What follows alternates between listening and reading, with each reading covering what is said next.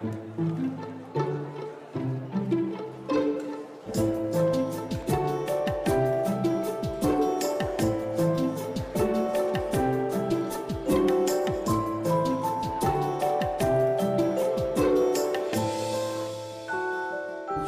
à tous. Alors d'avance, je vous prie d'excuser le public qui arrive un peu systématiquement en retard chez nous, mais ils vont essayer de rentrer sans trop faire de bruit.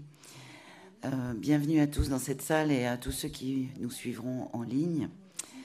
Donc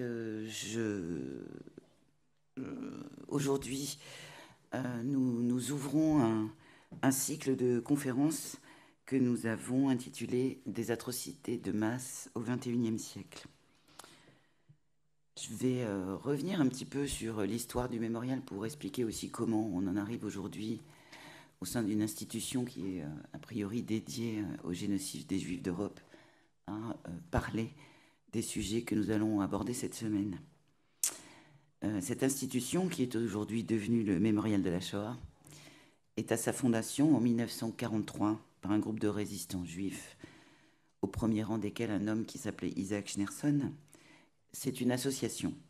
Et cette association a le but de rassembler de la documentation sur les persécutions dont les Juifs étaient victimes pendant la Seconde Guerre mondiale, en tous les cas depuis la zone italienne à Grenoble, d'où cette action est partie. Cette association a voulu dès le départ s'adjoindre à la compétence d'historien, et ça dans l'immédiat après-guerre, tel que Léon Poliakov, que certains d'entre vous connaissent peut-être. Cette analyse historienne, couplée au rassemblement d'une importante documentation, a notamment, dès 1945, nourri la justice avec le procès des grands criminels de guerre devant le tribunal militaire international à Nuremberg. Avec la création en 1956 du mémorial du martyr juif inconnu sur le terrain, sur l'endroit même où nous sommes aujourd'hui, c'est à la mémoire des victimes de la Shoah que l'institution s'est aussi dévolue. Et depuis lors, je dirais que histoire et mémoire sont indéfectiblement liés dans cette maison. Ainsi, l'étude de l'histoire des populations visées par des processus génocidaires s'est renforcée depuis les années 2000, je pense, au sein du mémorial, à travers, d'une part, notre action culturelle, mais aussi notre action pédagogique et notre action de formation. Et je salue mon collègue Bruno Boyer qui est dans la salle. Et puis aussi à travers la revue d'histoire de la Shoah. Cette approche des génocides du XXe siècle, que l'on qualifie de comparée, s'est développée au mémorial dans le cadre strict du travail de l'historien, et toujours avec la volonté de faire entendre la parole des victimes et de leurs descendants, et de mettre à disposition de son public la documentation correspondante.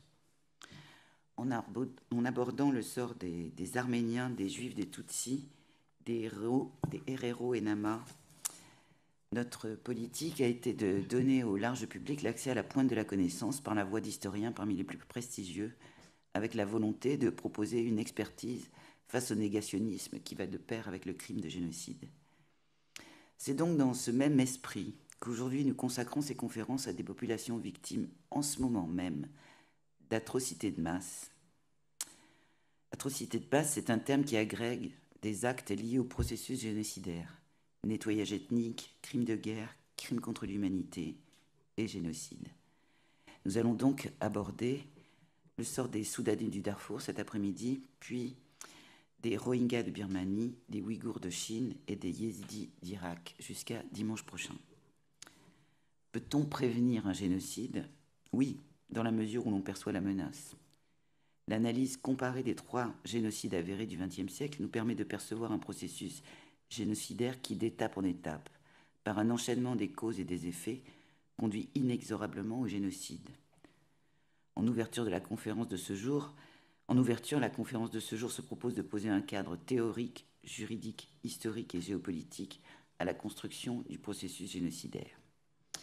Pour aborder cette question, je remercie vivement nos 2 intervenants, puisque malheureusement, Madame Aurélia DeVos, qui est magistrate, ne peut pas être présente aujourd'hui, elle est souffrante, et elle vous prie de bien vouloir l'excuser de son absence. Mais je suis très honorée et je les remercie vivement d'avoir accepté notre invitation. De recevoir M. Vincent Duclerc. Vincent Duclerc, vous êtes historien, vous êtes chercheur titulaire et ancien directeur du centre Raymond Aron, CESPRA, EHESS, CNRS, président de la mission Génocide entre 2016 et 2018. Vous avez été aussi président de la commission de recherche sur les archives françaises relatives au Rwanda et au génocide des Tutsis de 2019 à 2021.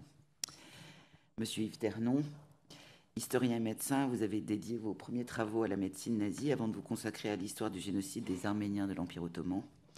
Sur ce sujet, je voudrais quand même rappeler votre conférence à la Sorbonne, prononcée à l'occasion de la 100e commémoration du génocide des Arméniens, dont Vincent Duclerc, vous étiez aux commandes de cette commémoration, qui reste dans mon souvenir et je pense dans celui de nombreux historiens, l'un des grands moments de conférences historiques auxquelles il m'a été donné en tous les cas d'assister. Votre travail s'est ensuite développé vers les crimes de masse et en particulier vers l'étude comparée des génocides du XXe siècle avec plusieurs ouvrages de référence. En tant que membre du comité scientifique du Mémorial de la Shoah et du comité de rédaction de la revue d'histoire de la Shoah, vous nous avez accompagnés, cher Yves, et je peux dire, vous m'avez accompagné dans nos premières approches de l'étude des autres génocides et des aspects techniques, juridiques de la qualification de génocide. Du procès de Nuremberg auquel nous avons ensemble consacré une exposition en 2005 au génocide des Arméniens et au génocide des Tutsis, vous avez guidé nos pas débutants avec rigueur pour nous amener à pouvoir aborder ces différents crimes hors de tout conflit de mémoire. Je vous remercie au nom de tous mes collègues et de notre public de votre engagement sans faille et d'avoir accepté aujourd'hui d'ouvrir ce cycle de conférences. Je vous donne la parole, cher Vincent. Merci beaucoup, chère Sophie, et merci à l'accueil du mémorial. Et je pense que Sophie a bien retracé les ambitions du mémorial, son histoire, et nous sommes souvent effectivement accueillis dans le cadre de conférences. Et je tiens à rappeler que justement le fameux colloque 100 ans de recherche sur le génocide des Arméniens, eh bien, l'une des séances donc, s'était déroulée ici, dans cet amphithéâtre. Voilà, c'est un amphithéâtre d'un lieu qui est à la fois un lieu de recueillement, un mémorial, mais aussi un centre de ressources, comme le définit son directeur Jacques Fraîche, avec toute son équipe. Et voilà, vous connaissez, mais il faut redire effectivement l'importance du mémorial de la Shoah pour l'étude des génocides, à partir toujours d'un approfondissement de ce qu'est la Shoah et ses différents aspects, parce que la Shoah ne se réduit pas, on le sait, à l'industrialisation de la mort de masse. Alors, cette première conférence inaugurale, donc celle d'Yves Ternon, ouvre un cycle de conférences sur ce que vous avez présenté, sur ce que le mémorial qualifie d'atrocité de masse. C'est intéressant parce que c'est un terme finalement assez, d'abord un peu ancien, ça renvoie aux guerres des Balkans avant la Première Guerre mondiale, les atrocités, mais c'est au fond assez pertinent parce que aujourd'hui se pose effectivement la question de mieux qualifier ces faits dont on constate effectivement l'extrême violence et le ciblage de populations. Donc le sort des Soudanais du Darfour, les Ouïghours, les Rohingyas et les Yézidis. Il faut donc mieux les qualifier. Différentes institutions, des chercheurs ont choisi en particulier de les associer à des crimes de génocide ou à des actes de génocide. En particulier, je pense à Chloé Drieux, là, qui sera présente mardi pour le sort donc, actuel des Ouïghours, et je vous renvoie à tout le travail qu'elle mène et qui est disponible sur la plateforme Politica. C'est passionnant. Et vraiment, sur ce sujet-là, on voit comment est-ce qu'on peut, à partir, on va y revenir, de la Convention du 9 décembre 1948, font aborder une qualification en termes de crimes de génocide de la persécution par le pouvoir chinois de la minorité musulmane ouïghour. Alors la grande question, justement, voilà, c'est par rapport à ces atrocités, et c'est là effectivement ce que va tenter au fond de répondre aussi, va tenter de répondre Yves Ternon. La grande question, c'est de se demander si, ce qui aujourd'hui, donc, ces atrocités commises contre les Soudanais de Darfour, les Ouïghours, les Rohingyas, les Yézidis, pour prendre en fait quand même cas de population particulièrement ciblés par un pouvoir central et qui subissent donc une persécution extrêmement élevée. Est-ce qu'au fond, ce sont des génocides miniatures ou des génocides à bas bruit, hein, c'est-à-dire qu'au fond, on élimine une population sans passer par ce qu'a démontré l'action nazie, c'est-à-dire l'industrialisation de la mort de masse. Donc, est-ce qu'on est sur des génocides en miniature? C'est une expression d'Adrian qui, effectivement, évoquait la fin du génocide des Arméniens, ce qui s'est passé entre 1917 et 1923. Ou est-ce que c'est le prélude à une extermination massive et définitive? Donc, c'est une question, je pense, assez intéressante. Une autre question porterait sur la comparaison possible entre ces atrocités, pour faire émerger justement des données communes et pouvoir mieux caractériser ces atrocités. Oui, on voit bien que ces atrocités ne sont pas comparables aux génocides principaux du XXe siècle, génocide des Arméniens, génocide des Juifs d'Europe, génocide des Tutsis du Rwanda, parce qu'il n'y a pas notamment une phase dont on va parler, une phase paroxysmique où la destruction physique et mentale est opérée. Une troisième question renvoie au droit et à ce que la qualification juridique, notamment à travers la Convention du 9 décembre 1948, puis sa traduction judiciaire par des procès, peuvent apporter à la connaissance. Alors, il faut pour cela l'éclairage d'un imminent chercheur et historien sur les génocides, auteur d'une œuvre considérable, titulaire des plus hauts grades universitaires, thèse, HDR, pionnier pour l'histoire du génocide des Arméniens, de la comparaison des génocides, c'est-à-dire Yves Ternon. Alors, je crois qu'il faut moins insister sur un point, je vais quand même évoquer, parce que c'est une conférence importante, quelques-uns des hauts faits d'Yves Ternon, mais en fait, Yves Ternon a commencé à travailler, au fond, dans le cadre de recherche historique en 1965, et son premier livre sur le génocide des Arméniens date de 1977. Et ce qu'il faut savoir, c'est qu'à cette époque-là, personne ne travaillait sur le sujet. C'est-à-dire qu'Yves Ternon est vraiment un pionnier. Aujourd'hui, c'est vrai qu'il y a beaucoup d'historiens, beaucoup de chercheurs qui travaillent sur ces sujets.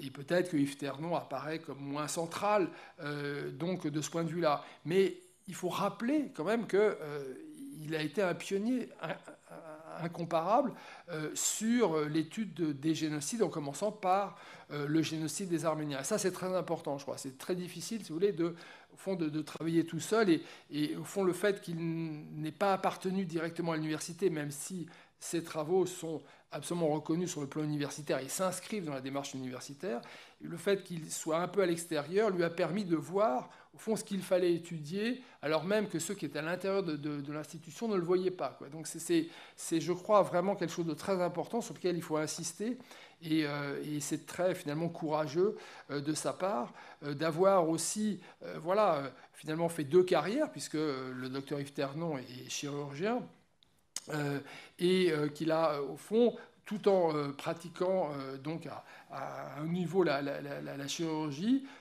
poursuivi à partir de 1965, donc comme je l'ai dit, des recherches historiques, d'abord sur la médecine nazie, ce qui est effectivement renvoyé aussi à sa propre pratique, comment est-ce que des médecins peuvent finalement devenir les auxiliaires de la destruction de masse. Puis il se consacre à l'étude du génocide des Arméniens, je l'ai dit, avec ce premier livre, en 1977. Il présente le rapport sur le génocide des Arméniens de l'Empire ottoman au tribunal permanent des peuples, tenu à Paris à la Sorbonne encore, toujours la Sorbonne, il est très abonné à la Sorbonne finalement. Voilà. Alors, non, c'est important quand même de rappeler, parce que quand on fait une conférence inaugurale, il faut aussi indiquer finalement la qualité, les qualités de l'orateur, et elles sont nombreuses donc pour Yves. Donc c'est en avril 1984, le tribunal permanent des peuples. Là, c'était très important parce que c'était une manière, effectivement, bien sûr, de prononcer une sentence, mais surtout de faire le point sur la connaissance. C'est à ça aussi que sert la justice. À partir de 1990, donc, il initie des recherches comparatives sur les génocides, dont un livre très important qui s'appelle L'État criminel, c'est un livre pionnier. Donc il passe les grades universitaires, 96, 2001 pour l'HDR. Il participe depuis les années 70 à de très nombreux colloques et congrès. Il est très très présent, environ 10 à 15 participations chaque année en France et à l'étranger. C'est un spécialiste reconnu à l'échelle internationale pour l'étude des génocides et des crimes contre l'humanité. Il a aussi, et donc ça a été dit par par Sophie. Il est très proche du mémorial de la Shoah. Il a coordonné l'exposition sur le procès de Nuremberg, qui s'est tenu donc en février 2006.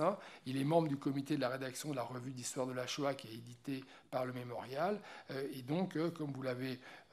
Comme Sophie l'a rappelé, il a eu cette action aussi très importante lors du centenaire du génocide des Arméniens. Et il est toujours président du Conseil scientifique international pour l'étude du génocide des Arméniens, qui aujourd'hui s'appelle Conseil scientifique international pour l'étude des génocides, puisque là aussi il y a cet élargissement permis par cette très très forte compétence scientifique sur le génocide des Arméniens. Donc, comme je l'ai dit, c'est un précurseur, et il s'est aussi, et ça c'est un point, je crois, vraiment qu'il faut indiquer, c'est que Yves Ternon ne s'est pas limité. Voilà, on va revenir sur cette question-là pendant les quelques minutes que je vais m'accorder pour lancer effectivement cette conférence inaugurale. Il ne s'est pas limité à la phase paroxysmique, c'est-à-dire le moment où, comme entre 1915 et 1917 pour les génocides des Arméniens, donc entre, disons, fin 41 et début 45 pour le génocide des Juifs d'Europe, pour la période avril-juillet 1994 pour le génocide des Tutsis, c'est-à-dire la phase paroxysmique où là, effectivement, le génocide s'emploie à détruire, à réaliser le projet de destruction d'un groupe ciblé. Il s'est intéressé aux différentes temporalités des génocides. Donc l'après, puisqu'il a beaucoup étudié le négationnisme en particulier, et ainsi que la mise en mouvement de la justice, qui, à partir notamment à la fois du génocide des Arméniens, mais aussi de la Shoah, a permis quand même une répression judiciaire. Et puis l'avant, et on va s'intéresser plus précisément à l'avant, c'est-à-dire ce que l'on qualifie de processus génocidaire. C'est un génocide est préparé, il vient de loin. C'est ce qu'a dit le président de la République à Kigali le 27 mai 2021. Il a rappelé qu'un génocide vient de loin. Effectivement, le génocide est préparé, méthodiquement. Et cette phase est extrêmement importante. Au fond, cette phase, elle explique la phase paroxysmique. Il n'y a pas, si vous voulez, de capacité d'un État totalitaire pour détruire une partie de sa population. Cette capacité, elle dépend de la préparation. Alors, c'est important parce que, au fond, l'étude du processus génocidaire, donc la phase de préparation, qui appartient pleinement au génocide. C'est pour ça que quand on dit, par exemple pour le génocide des Tutsis, le génocide du 7 avril 1994, c'est pas tout à fait vrai, parce que ce génocide, il est préparé depuis 1959, pour être très, très précis. En même temps, effectivement, il faut bien identifier quand même un génocide à travers cette phase paroxysmique. Donc, je veux dire, étudier ce processus génocidaire, ça permet, au fond, de favoriser la comparaison de génocides qui, si on prend uniquement la phase paroxysmique, apparaissent très différents. Je rappelle que le génocide des Arméniens, je parle bien sûr sous le contrôle d'Yves, et de nombreux de nos collègues, peut se définir comme une déportation transformée en extermination. Le but de la déportation, c'est l'extermination. Le génocide des Juifs d'Europe se réalise par l'industrialisation de la mise à mort. Le génocide des Tutsis du Rwanda par l'exécution massive in situ, c'est-à-dire dans les lieux où habitent les Tutsis. Alors, il y a aussi le génocide des Rohingya et des Nama, de 1904, dont la qualité de génocide est discutée, mais qu'on peut effectivement aussi mettre dans la réflexion. Et alors, on sait bien, vous voyez, ces identifications un peu formelles sont nécessaires pour faire comprendre les génocides principaux et leurs différences. Bon. En même temps, les bons spécialistes de la Shoah, ou même ceux qui connaissent bien le sujet, savent qu'effectivement, il y a eu des déportations transformées en extermination. Au fond, les marches de la mort, c'est bien cela. Il y a eu des exécutions massives in situ, que ce soit en Roumanie, en Pologne, dans les pays baltes, en Biélorussie. Donc, voilà, il y a... Chaque génocide, d'une certaine manière, réalise un peu les trois cas. Pour le génocide des Arméniens, il y a au fond une forme d'industrialisation de la mise à mort par la destruction des camps où s'étaient réfugiés, où était arrivée une partie quand même des déportés. Et puis pour le génocide des Tutsis, on observe quand même la mobilisation des moyens de l'État qui peuvent effectivement s'apparenter, je veux dire, une organisation beaucoup plus forte que simplement ce qu'on a appelé le génocide des voisins. Donc c'est intéressant parce que voilà, les phases paroxysmiques individualisent fortement chaque génocide, et lorsqu'on en vient au processus génocidaire, ce qui précède, là, on se rend compte qu'il y a des données qui sont communes. Et ça devient extrêmement intéressant. Et c'est pour ça qu'il faut insister, comme l'a fait Yves dans ses travaux et comme il va le faire aujourd'hui, sur le processus génocidaire. Cette reconnaissance, elle est d'abord fondamentale si on veut démontrer qu'il y a génocide. Et donc, suivre très précisément la manière, les mécanismes qui permettront ensuite à ce que cette phase paroxysmique soit réalisée avec une puissance maximale. Et cette notion de processus génocidaire a été développée dans les travaux d'Yves Ternon, comme j'ai dit, avec effectivement cette dimension de pionnier. Les travaux de la mission génocide, dont Sophie a mentionné, avec le rapport qui est paru au CNRS édition, consacrer un chapitre au processus génocidaire. Et puis, comme il a été mentionné, la commission sur les archives françaises relatives au Rwanda, au génocide des Tutsis, c'est bien l'étude du processus génocidaire, en particulier entre 1990 et la fin 1993, qui a permis de montrer que les autorités françaises étaient informées d'une mécanique qui s'accentuait contre les Tutsis, de persécution, de ciblage, de complicité, de participation même des pouvoirs publics. Et c'est ce qui a amené nos conclusions dans le rapport pour indiquer que les autorités françaises avaient des responsabilités lourdes et accablantes dans le génocide à travers la manière dont elles ont, sans vouloir la mort des Tutsis, c'est pour ça qu'on n'a pas indiqué de non-complicité, mais pendant cette période de 90-93, l'alliance qui réalisait entre essentiellement le pouvoir de François Mitterrand et le pouvoir du président Habyarimana est un accélérateur incontestable du mécanisme qui aboutit à ce qu'en 100 jours, 1 million de Tutsis soient massacrés. Voilà, donc c'est au fond, parce que sur le génocide des Tutsis, effectivement, la France n'est plus présente militairement lors du génocide, bien qu'il y a 2 opérations militaires quand même, mais l'alliance étroite avec le régime est beaucoup moins nette en 1994 qu'avant. Et donc, lorsque parfois on entend parler, oui, mais voilà, les autorités françaises, la France n'était plus présente au Rwanda, sauf qu'elle a été présente pendant le moment où vraiment le processus est monté jusqu'à son terme, et qu'à partir de janvier 1994, la destruction des Tutsis était inévitable, et que même s'il n'y avait pas eu l'attentat contre le président Habyarimana, le génocide se serait réalisé. Voilà, donc je termine en soulignant 2 points. Premier point, cette question des temporalités, qui, moi, je crois, est très important pour faire comprendre ce qu'est un génocide. Et donc, cette question des temporalités permet aussi de se dire que lorsque le processus génocidaire s'enclenche, il est possible d'agir, parce que ce processus génocidaire, il n'est pas fatal, c'est-à-dire qu'il y a des moyens d'action qui peuvent s'opposer à la poursuite du processus. Et c'est là où il y a une responsabilité, notamment de la communauté internationale, dans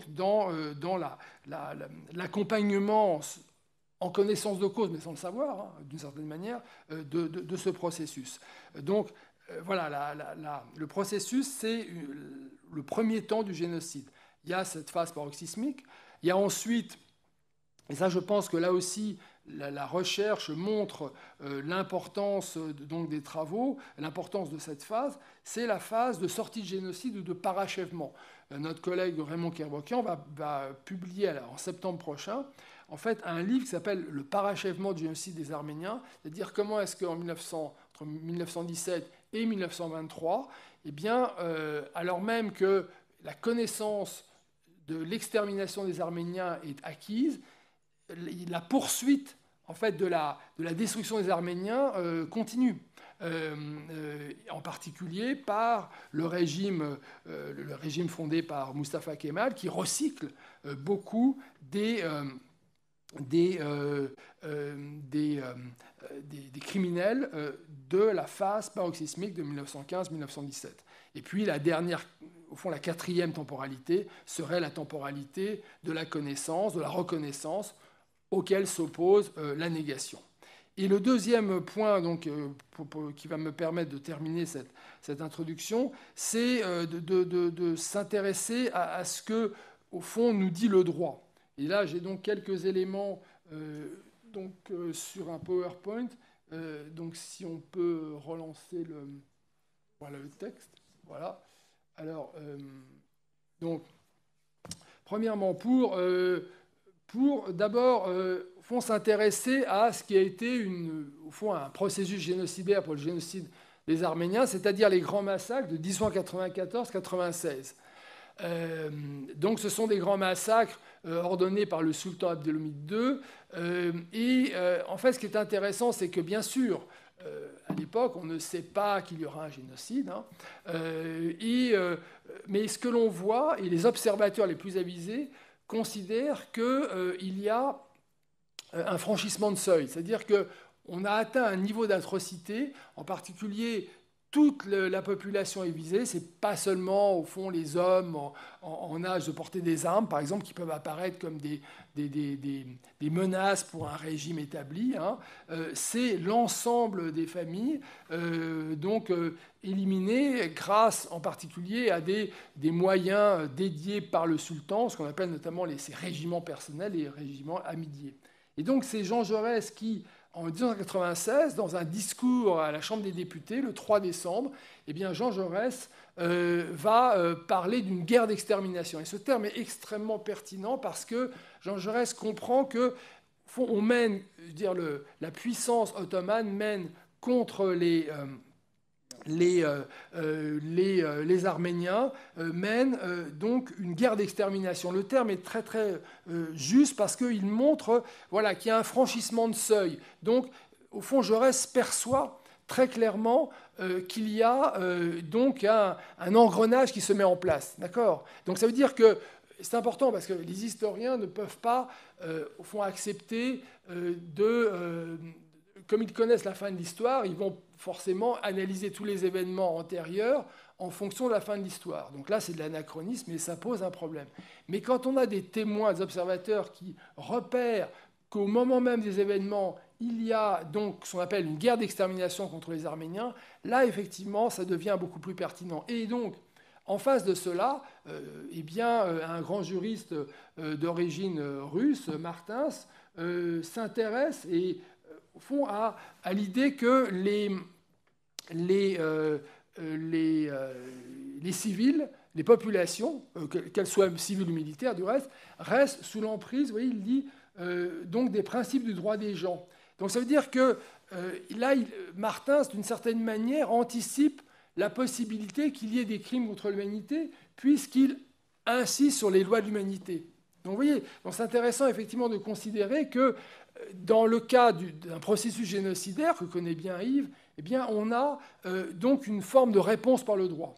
Ensuite, le deuxième point, c'est le travail de Raphaël Lemkin qui va aboutir, comme on le sait, à la Convention du 9 décembre. Et dès 1933, Raphaël Lemkin repère la double caractéristique d'un génocide, c'est-à-dire à la fois viser un groupe national, religieux ou racial et le détruire, et le crime de vandalisme, c'est-à-dire effectivement d'éliminer au fond toute trace de ce groupe sur Terre, en particulier les œuvres d'art et de culture qui disent effectivement bien ce qu'est un groupe.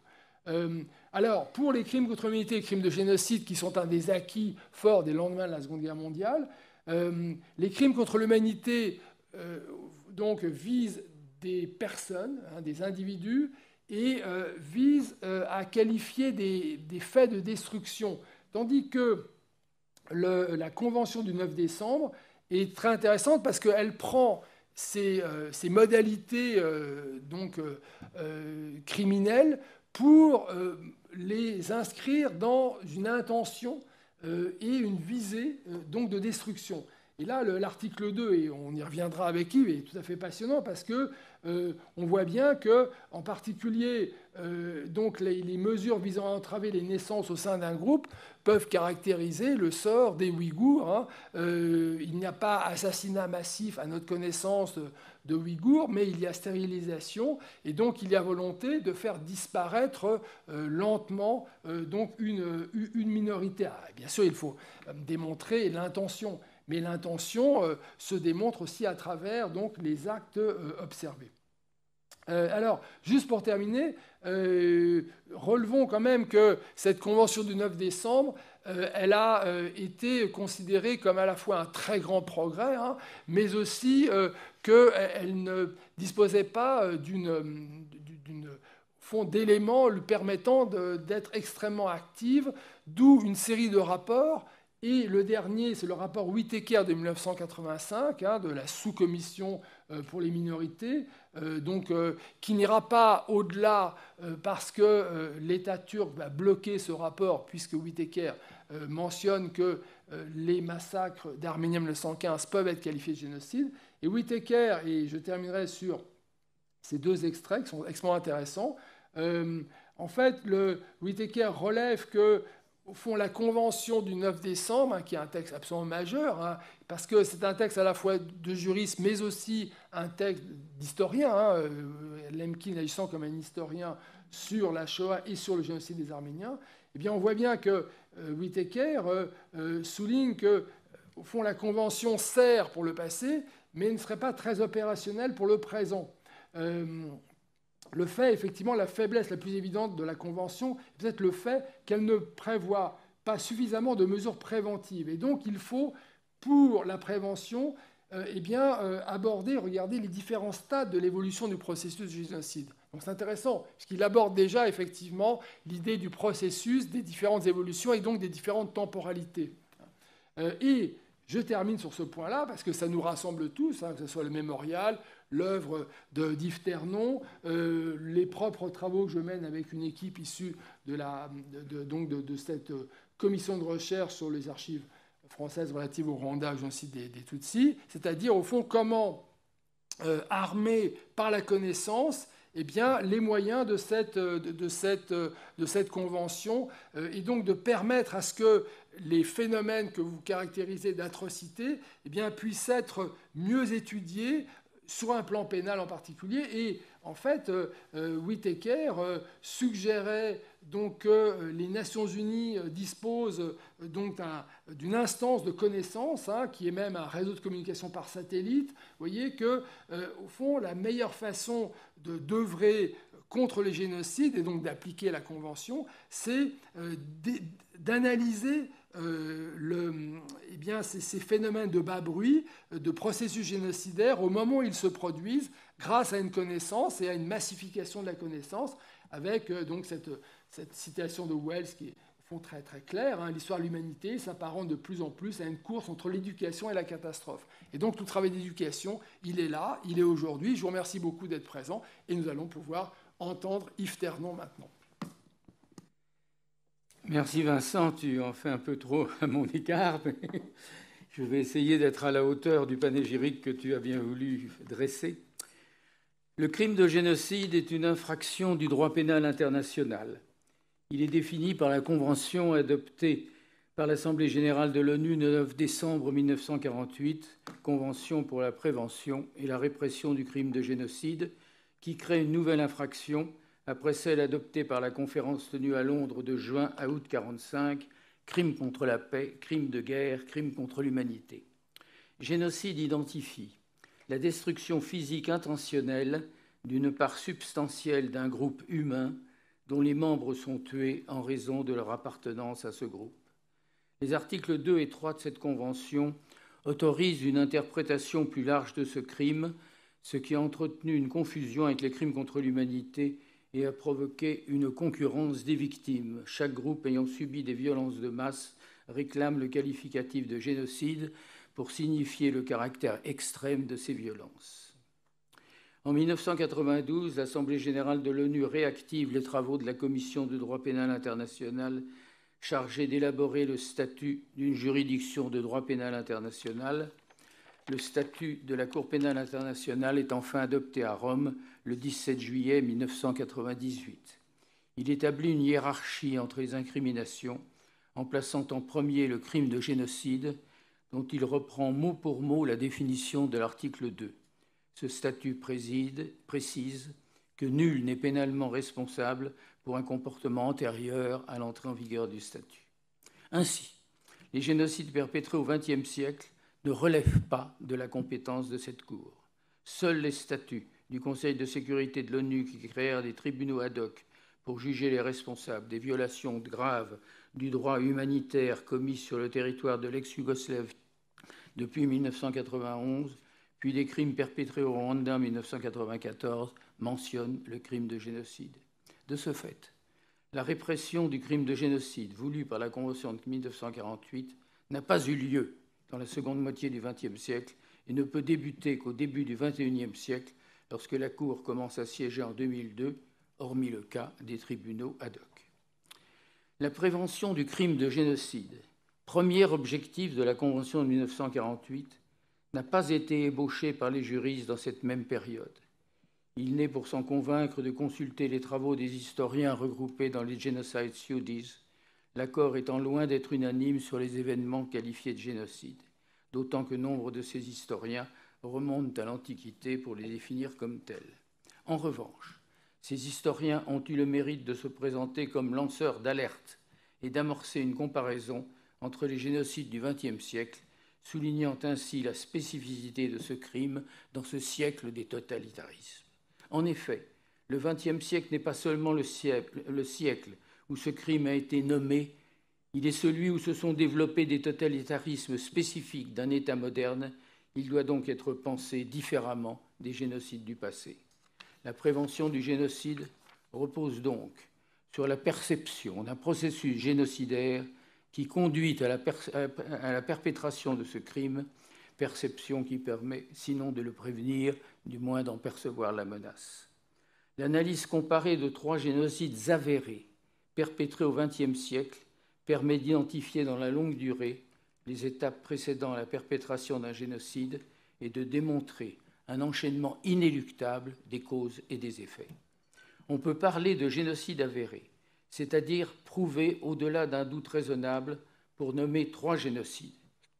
Le génocide des Arméniens de l'Empire ottoman en 1915-1916, le génocide des Juifs dans l'Europe occupée par les nazis de 1941 à 1945, celui perpétré contre les Tutsis au Rwanda d'avril à juillet 1994. Ce choix ne signifie pas que l'on refuse le qualificatif de génocide à d'autres événements, le génocide des Herero et des Nama en Afrique allemande du Sud-Ouest en 1904, la famine en Ukraine et au Kouban en 1932-1933, les crimes des Khmers rouges 1975-1978. Ces 3 génocides ont été perpétrés en des temps différents, en des lieux différents, selon des modalités différentes par des auteurs différents. On peut toutefois identifier dans ces événements le même processus génocidaire tout en soulignant la singularité de chacun. Le but de cette approche comparée de la menace est d'analyser des mécanismes communs dans la période précédant la perpétration du crime afin de percevoir un processus génocidaire élaboré dans la longue durée par un enchaînement des causes et des effets. Premièrement, à la source du mal, le développement d'une idéologie potentiellement meurtrière. Cette idéologie forme le terreau sur lequel se développeront au XXe siècle des identités criminelles. En même temps, elle définit une cible, la future victime. Ce n'est pas la même dans les 3 cas, alors qu'elle va nourrir le processus génocidaire. Ici, le nationalisme ou l'impérialisme. Là, la haine des Juifs. Là, enfin, l'ethnisme. Mais toujours une même source, le racisme, développé à la fin du XIXe siècle en Europe à partir d'une déviation du darwinisme engendrant des notions de race inférieure et de race antagoniste. Déviation s'appuyant volontiers sur une perception erronée de sciences émergentes, la biologie et la génétique. Cette tragique déviation s'opère dans ce milieu pseudo-scientifique que des historiens nommeront l'Europe génocidaire. Il fonde sa supériorité sur la primauté de la race alors qu'un siècle plus tard, la science démontrera qu'il n'y a pas de race dans l'espèce humaine. Chapitre 2. La période où se matérialise la menace est différente dans les 3 génocides, tout en présentant des éléments communs, une montée de la violence issue d'une culture du ressentiment. Quelle que soit la cause de ce ressentiment, une défaite, un besoin de revanche, une volonté de conquête entravée, une humiliation, le processus génocidaire s'amorce avec la stigmatisation d'un groupe minoritaire accusé d'être le responsable du malheur de la majorité. À partir de cette identification du bouc émissaire, la violence se développe par paliers successifs. Dans cette période, la future victime est mise en accusation par des extrémistes qui lui prêtent un projet d'autonomie, de contrôle de l'État ou de préservation de son pouvoir. Ainsi se tissent les linéaments d'une menace. Troisièmement, la menace se précise avec l'émergence d'un État totalitaire. Les idéologies racistes ont fait leur chemin dans les esprits de la population. Par son contrôle du droit, des médias, de la police, de l'armée, l'État dispose des moyens de diffusion d'une théorie du complot qui engendre une haine du groupe cible. Il est responsable des malheurs du peuple, il projette dans l'ombre de renverser le gouvernement. En façonnant la figure de l'ennemi, l'État totalitaire provoque progressivement une perte du statut social, puis du statut d'être humain de sa future victime, qui se traduit dans la vie quotidienne et jusque dans le langage, un animal nuisible, une bactérie, un objet. Si les États démocratiques ne perçoivent pas un risque imminent de génocide du groupe ciblé, ils perdent la dernière occasion d'interrompre le processus génocidaire, donc de prévenir un génocide. En effet, lorsque la guerre éclate, les possibilités d'agir se réduisent. Quatrièmement, l'éclatement d'une guerre, qu'elle soit internationale ou civile, donne une brusque impulsion à ce processus. Un seuil est franchi. L'État totalitaire passe de l'obsession à la paranoïa, la menace relative devient une menace vitale. La guerre opère une brutalisation de la société et délivre plus encore qu'auparavant à des civils un permis de tuer en toute impunité. La figure de l'ennemi est dédoublée, extérieure aux frontières, intérieur est perçu comme d'autant plus dangereux qu'il paraît dépourvu de la capacité de nuire. Cet ennemi intérieur, le groupe cible, devient avec la guerre plus directement accessible puisque coupé du monde extérieur par la fermeture des frontières. Plus la guerre est totale, plus la menace est perçue comme vitale par la population, l'un des deux doit disparaître. La destruction du groupe devient non seulement légitime, mais prescrite comme le seul moyen de survivre à la guerre. Eux ou nous, c'est l'alternative du diable. La montée de la violence entraîne le passage à l'acte, ultime étape du processus génocidaire. Depuis des décennies, le désir de détruire le groupe est formulé, la menace directement exprimée, mais ce n'était encore qu'une intention. Le moment de la décision est venu, une décision prise dans le secret, au sommet de l'État, par un petit groupe, parfois même dans un climat d'extrême violence. Il n'y a pas de décision clairement formulée et l'on ne peut pas clairement identifier le début du génocide. Le processus génocidaire a engendré insensiblement le passage à l'acte. Quelques jours après la décision ou le premier massacre collectif, le génocide commence. Le processus génocidaire se développe de façon exemplaire avec la perpétration de la Shoah. Il s'amorce en Europe à la fin du XIXe siècle et au début du XXe siècle dans un climat pseudo-scientifique où le racisme biologique, avec ses hantises de dégénérescence de la race, se développe sur un vieux fond d'antisémitisme chrétien et où l'émergence de la génétique imprime la marque de l'hérédité. Après la défaite de 1918, l'Allemagne de Weimar subit une catastrophe économique sans précédent et les partis d'extrême droite installent la légende du coup de poignard dans le dos et répliquent en développant une idéologie völkisch dont le fondement est la nécessité de conquête de territoires à l'Est. Alors, dans ce climat de ressentiment, explose dans ces milieux la théorie du complot bolchevique à l'Est, capitaliste à l'Ouest, un complot dont le responsable est le juif. Bouc émissaire traditionnel dans ces mouvances politiques que contrôle progressivement dans la violence le Parti national-socialiste.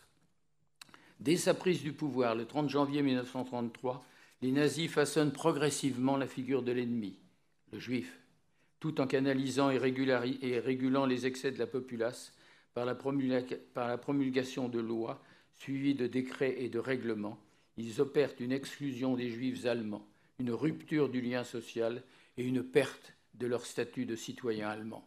La propagande développe un langage génocidaire qui, lentement, engendre une déshumanisation de ce groupe. Pour parler des Juifs, elle utilise les mots de l'animalité, de la maladie, de l'objet, espèce nuisible, bacille, parasite, objets à détruire. Au regard de la population allemande, ils sont finalement exclus du corps social. Ainsi, le totalitarisme nazi a opéré dans une nation où, surtout dans les grandes villes, les familles juives se sentaient intégrées, une rupture irréversible. Les Juifs allemands sont dépouillés, agressés. Ils tentent d'émigrer ou se suicident. Cette détresse d'un groupe humain frappé par la haine et l'exclusion est exposée à la face du monde libre qui ne manifeste guère sa solidarité, comme le démontre en 1938 la conférence d'Évian.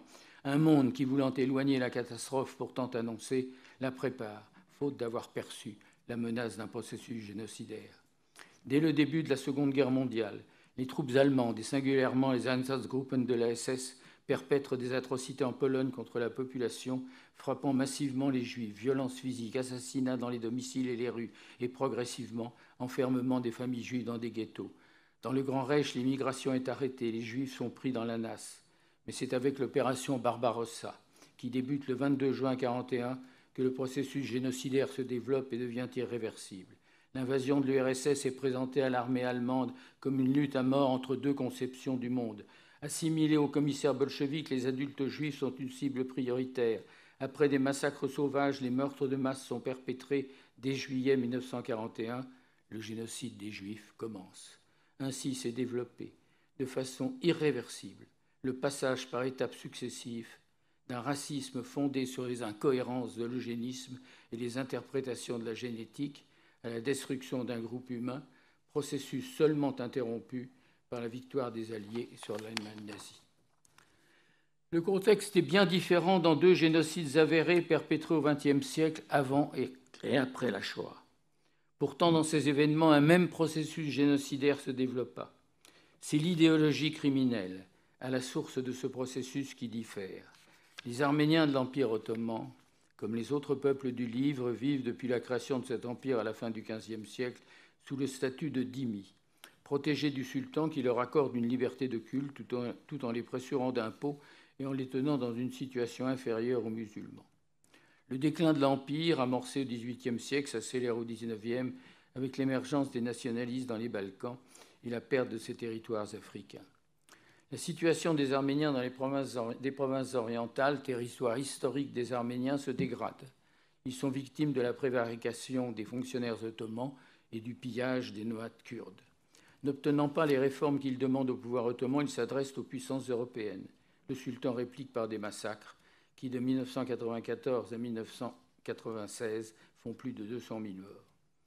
Bien que ces massacres aient un caractère génocidaire et qu'ils indignent l'Europe, ils n'ont pas pour but d'exterminer les Arméniens, mais de les affaiblir en réduisant leur nombre et de les maintenir dans leur statut de sujets inférieurs. Alors j'apprends en t'écoutant que Jean Jaurès avait parlé du mot d'extermination et que Martins, qui est vraiment le précurseur du droit pénal international avec la clause Martins qui précède les deux conventions de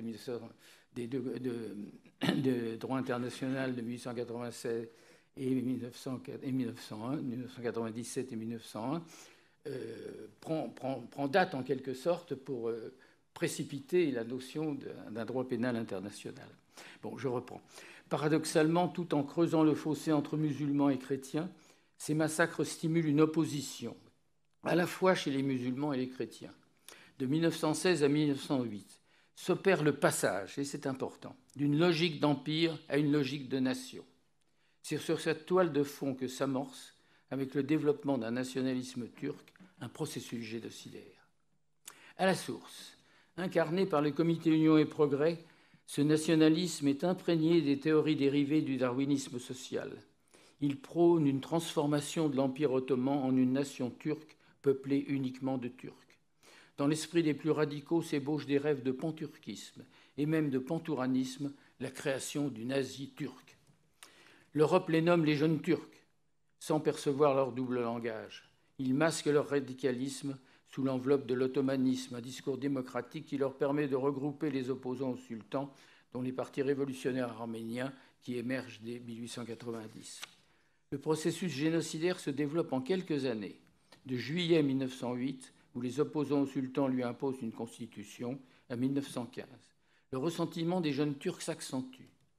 Ils constatent que leur révolution, loin de freiner la chute de l'Empire, l'accélère. Les indépendances des peuples chrétiens se multiplient dans les Balkans. En avril 1909, le sultan est déposé. À Adana et en Cilicie, les Arméniens sont massacrés par la population musulmane d'abord, puis de façon plus radicale par l'armée turque, ce qui démontre que la haine des Arméniens est aussi forte dans le nouveau régime qu'elle l'était dans l'ancien. Le ressentiment du Comité Union et Progrès se concentre sur les Arméniens.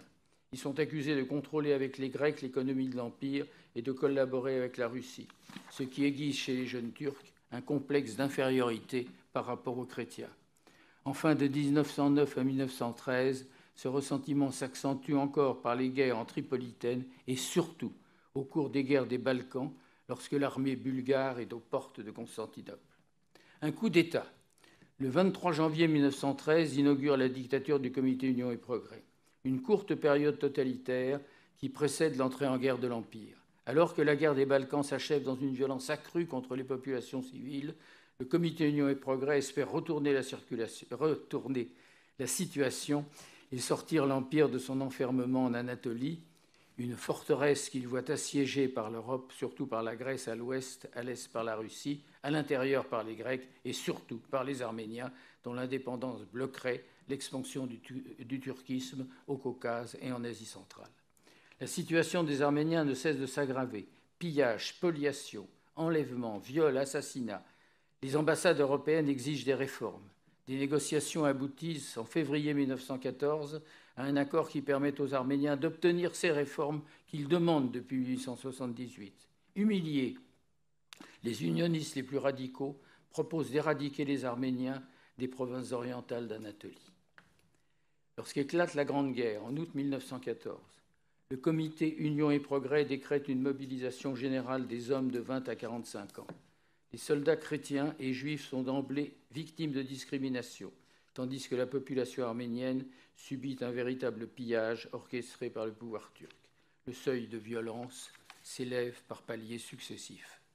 L'entrée en guerre de l'Empire ottoman aux côtés des puissances centrales en novembre 1914 offre au comité l'occasion d'effacer les humiliations des traités avec l'Europe. Les Arméniens représentent une menace vitale pour la nation turque. La nécessité de les déporter s'impose. L'appel au djihad, lancé le 13 novembre, ranime les passions contre les chrétiens et la situation militaire renforce cette conviction. Les défaites des armées turques se succèdent. Anéantissement de la 3e armée ottomane sous le front oriental en janvier 1915. Échec en février d'une attaque sur le canal de Suez. Pénétration d'une flotte anglo-française dans le détroit des Dardanelles. Du 20 au 25 mars, convaincu de la nécessité de lever sans tarder la menace d'une indépendance arménienne à l'Est, le comité central du Comité Union et Progrès, qui contrôle le pouvoir dans l'Empire, décide à une majorité des 10 membres de planifier la destruction de tous les Arméniens de l'Empire. Les modalités de cette destruction sont élaborées le mois suivant par le ministre de l'Intérieur Talat Pacha. Il en confie la responsabilité à l'organisation spéciale, une structure militaire créée en 1911 pour des opérations à l'extérieur des frontières de l'Empire. Refondée en juin 1914, elle regroupe des criminels libérés de prison et des milices tribales. Elle se consacrera uniquement à la destruction des Arméniens. La priorité pour le comité est de supprimer toute possibilité de résistance arménienne. À Constantinople, les 24 et 25 avril 1915, les élites politiques, intellectuelles, économiques et religieuses de la communauté arménienne sont arrêtées, puis déportées et pour la plupart ensuite assassinées. Le génocide des Arméniens de l'Empire ottoman commence. Il s'achèvera en décembre 1916. Le processus génocidaire n'a pas été perçu par l'Europe. Il s'est accéléré avec la guerre qui interdisait toute intervention extérieure. Le génocide se déroula sans obstacle. Les ambassadeurs des États-Unis, puissances neutres, ne pouvaient que protester. Les puissances centrales, surtout l'Allemagne, suivirent le déroulement du génocide sans guère intervenir. L'allié turc était indispensable à leur stratégie, séparer la Russie à l'est de ses alliés à l'ouest. La guerre mondiale n'a pas interrompu le génocide. Ce fut un génocide réussi sur lequel sera fondée la République de Turquie. Aujourd'hui, c'est important d'en parler. Le génocide des Tutsis du Rwanda, perpétré d'avril à juillet 1994, est bien différent de celui des Arméniens. On identifie cependant un même processus génocidaire, avec néanmoins un caractère singulier. Ce sont le colonisateur et l'évangélisateur qui fabriquent l'idéologie criminelle. Ce génocide est la conséquence d'une perception ethnique du Rwanda et d'une ignorance totale de son histoire précoloniale. Le royaume du Rwanda, fondé au XIe siècle, devient dès le XIVe siècle un État-nation qui protège sa population contre l'esclavage transatlantique et la traite orientale. Dans cette royauté, on donnait le nom de Tutsi à une classe sociale d'éleveurs formant une élite. Au XIXe siècle, un clivage s'opère dans la société rwandaise. Elle est divisée en deux catégories, hiérarchisées et opposées. Des groupes d'agriculteurs appelés Hutus et d'éleveurs appelés Tutsis. Cette ligne de fracture est lignagère et non ethnique. En 1895, la conférence de Berlin attribue le Rwanda à l'Allemagne. Fortement réduit, il devient une colonie européenne. Après la Première Guerre mondiale, il passe sous la tutelle de la Belgique, qui, avec la collaboration de l'Église catholique, démolit les structures de ce royaume et en fait une colonie peuplée de 3 races différentes, Hutus, Tutsis et Tois. Les Tois sont des chasseurs-cueilleurs présents depuis toujours dans ce royaume. Elle supprime les hiérarchies lignagères qui assuraient la cohésion de la monarchie et convertit le roi puis des dignitaires de la cour au catholicisme. Cette tornade du Saint-Esprit désacralise la royauté qui maintenait une certaine unité nationale. À partir de 1931, l'appartenance ethnique de chaque homme adulte est figée dans une mention sur le livret d'identité. Désormais, la plupart des Rwandais adultes sont conscients d'être Hutus ou Tutsis et transmettent à leurs enfants cette empreinte identitaire. Afin de fixer ce mythe racial, les Belges et les missionnaires contribuent à la rédaction d'une histoire imaginaire du Rwanda, une uchronie qui fait des Tutsis des éleveurs hamites venus du Nord avec leurs troupeaux, on les appelle même les Juifs de l'Afrique, une race supérieure aux Hutus. Le pouvoir colonial engage une élite Tutsi dans l'administration du Rwanda, ce qui exaspère le ressentiment des Hutus. Conscients d'être une ethnie opprimée et humiliée, ils développent un désir de revanche qui va se nourrir de la division ethnique. C'est la seconde phase du processus génocidaire. Elle s'achève au milieu des années 50, lorsque l'élite Tutsi réclame l'indépendance du Rwanda. C'est alors que, craignant de perdre son influence sur le pays, le pouvoir colonial renverse les alliances et favorise les Hutus majoritaires au détriment de la minorité Tutsi. Des partis se forment. L'administration belge soutient le Parmé Hutu, parti de l'émancipation du peuple Hutu. Les premiers massacres de Tutsis sont perpétrés à partir du 1er novembre 1959. Cette Toussaint rwandaise ouvre un cycle de violence extrême, sans distinction d'âge et de sexe. Expulsion, pillage, massacre, déportation dans le nord du pays, exil dans les pays limitrophes du Rwanda. Ces crimes sont dénoncés comme génocidaires par Bertrand Russell et le Vatican. Le Rwanda devient une république indépendante en juillet, c'est pas 1959 d'ailleurs, je crois que c'est plus tard. Juillet 59, l'indépendance du Rwanda. Non, 62. 62, c'est ça, j'ai fait une erreur. S'ouvre alors la phase totalitaire du processus génocidaire. Sous la dictature du Parmé Hutu, une idéologie raciste anti-Tutsi est ouvertement affichée. En 7 ans, 20 000 Tutsis sont massacrés, plus de 300 000 émigrent, surtout dans les pays frontaliers. Le langage génocidaire nomme les Tutsis Inyenzi, cancrelats. Les violences racistes sont doublées d'un conflit régional ancien, les habitants du Nord contre ceux du Sud. En 1967, par un coup d'État, le commandant en chef de l'armée Juvénal Habyarimana proclame la Seconde République. Elle sera dirigée par un parti reposant sur l'armée et l'Église, le mouvement révolutionnaire central pour le développement. Ce coup d'État qui donne le pouvoir au nord du Rwanda met fin à tout contrôle de la Belgique sur le Rwanda, tandis que la France y développe son influence. Sans recourir au massacre, le nouveau régime interdit le retour des réfugiés au prétexte d'une surpopulation et de difficultés économiques croissantes. Le processus génocidaire s'accélère en octobre 1990. Le Front patriotique rwandais, FPR, organisé en Ouganda après le retour de Museveni, pénètre au Rwanda, ouvrant la dernière phase du processus génocidaire, une guerre civile. Cette attaque du FPR sert de prétexte à Habyarimana pour ouvrir un cycle de massacres de Tutsis. Pendant plus de 3 ans, sous le regard des nations qui tentent de freiner ce processus par l'envoi d'une mission de l'ONU, un génocide est annoncé, tandis qu'Habyarimana doit renoncer au maintien d'un parti unique et accepter le multipartisme, un parti hutu extrémiste, le Comité pour la défense de la République appelle ouvertement dans un journal Kangura, puis sur les ondes, la radio des 1000 collines, au génocide des Tutsis. Un groupe extrémiste, le Hutu Power, affiche sa volonté de perpétrer un génocide. Des groupes de tueurs s'entraînent. Pendant plus d'1 an, à partir de 1993, hommes politiques, médias, organisations humanitaires n'ont cessé de dénoncer l'accélération du processus génocidaire. Le président, accusé par les siens de livrer le pays au multipartisme, est assassiné le 6 avril 1994. Le 7 avril commence le génocide des Tutsis du Rwanda. Il est interrompu le 17 juillet par la victoire du FPR qui a conduit une guerre de libération contre un gouvernement provisoire dans le double but de renverser ce pouvoir génocidaire et de sauver des survivants Tutsis au cours de sa progression. Je vais terminer. Après le génocide des Arméniens, après la Shoah, on était en droit d'espérer que les nations auraient su déchiffrer un processus génocidaire et prévenir un génocide. Il n'en fut rien. Le génocide des Tutsis fut annoncé.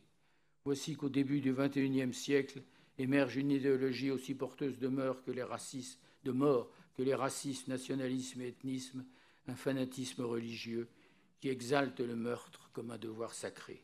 Aujourd'hui, ce sont des continents entiers que des États totalitaires ou des groupes criminels rêvent d'incendier en renouvelant des pratiques génocidaires contre des minorités, que ce soit par haine d'un groupe humain ou par impérialisme conquérant. C'est un bien faible pouvoir que possèdent les juristes et les historiens contre la détermination de ces États criminels. Ils ont néanmoins le devoir d'analyser un processus génocidaire et de tenter de l'interrompre par cette lecture de la menace afin de ne pas laisser se développer l'œuf du Léviathan. Je vous remercie.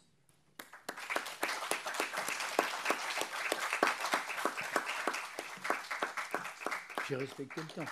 Absolument, et ce qui nous permet, merci beaucoup Yves, et justement ça nous permet d'avoir une bonne demi-heure de discussion, ce qui va, je veux dire, encore donner plus d'ampleur à ta conférence inaugurale.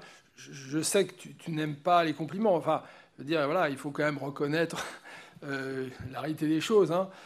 Et là, Yves nous a donné, je veux dire, à mon avis, quelque chose d'extrêmement fin, je le dis sans aucune flagornerie, c'est-à-dire que pour arriver à rapprocher des événements qui paraissent aussi différents les uns que les autres, comme tu l'as dit, dans des lieux différents, visant des groupes différents, avec des auteurs différents. Il faut déjà approfondir la connaissance de chaque génocide avéré, comme tu l'exposes. Et donc, il y a tout ce travail qui est mené par Yves sur ces 3 génocides. Et une fois qu'on a effectivement travaillé ces génocides, là, on voit les possibilités, en particulier sur la notion de processus génocidaire, de les rapprocher et donc de permettre à terme à ce qu'on ait des moyens plus efficaces pour contrer, au fond, des génocides en devenir, hein, ou des processus génocidaires en devenir. Donc, vous voyez, la démarche est, je trouve, très juste et très convaincante, mais elle prend beaucoup de temps, elle oblige à d'énormes lectures, et sa femme qui est ici présente peut témoigner d'une immense bibliothèque et d'un nombre d'heures passées dans le travail qui est considérable, mais qui a le soutien de ta charmante épouse et de ta famille, hein, il faut aussi le rappeler quand même, elle est là, et on la remercie pour ça. Voilà, et moi, je vais revenir vers une question qui est, à mon avis, importante. Mais avant de passer à cette question, peut-être, j'ai apporté avec moi quelques ouvrages d'Yves Ternon. Alors, justement, sur le génocide des Arméniens, donc, il y a une réédition d'un de tes premiers livres qui était après le livre de 77 sur l'histoire du génocide des Arméniens. C'est 1915, le génocide des Arméniens, écrit par Yves Ternon et Gérard Chaliand. Et donc ce livre est paru en 1980, donc à Bruxelles, dans une collection que ceux qui, effectivement, ont notre âge connaissent bien, parce que c'était une grande collection créée par André Versailles, qui s'appelle Complexe, qui a publié énormément de travaux d'historiens, en particulier d'histoire contemporaine. C'est assez impressionnant. Malheureusement, André Versailles n'a pas pu continuer, mais a recréé une maison d'édition qui s'appelle Archidoc. Et donc, en fait, il a réédité en Archidoc cet ouvrage de 1980.